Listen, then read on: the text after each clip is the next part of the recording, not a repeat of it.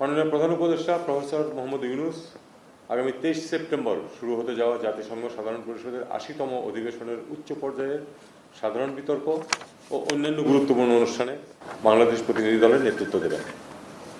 এই অধিবেশনে যোগদানের জন্য মাননীয় প্রধান উপদেষ্টা আগামী 22 সেপ্টেম্বর একটি বাণিজ্যিক ফ্লাইটে নিউ ইয়র্ক পৌঁছাবেন।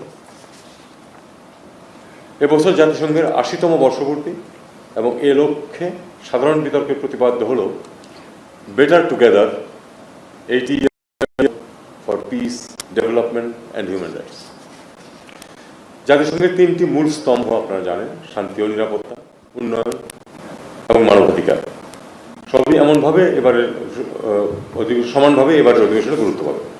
বিশ্বব্যাপী আস্থার সংকট, সংরক্ষণবাদের উত্থান, বহুপাক্ষিক কূটনীতি এবং আলোচনা উপেক্ষা করার ফলে সৃষ্ট যে তীব্র সংকট থেকে সংঘাতের সৃষ্টি হয়েছে, মানবাধিকার লঙ্ঘন ঘটছে, বিজ্ঞান ও তথ্য প্রযুক্তির অভাবনীয় উন্নতির পাশাপাশি উদ্ভূত নানা রকম বৈশ্বিক মোকাবেলা এবং টেকসই উন্নয়ন বাস্তবায়নে কার্যকর ও সমন্বিত পদক্ষেপের বিষয়ে সার্বিক আলোচনার ক্ষেত্রে এবারের প্রতিপাদ্যটি অত্যন্ত অর্থবহ।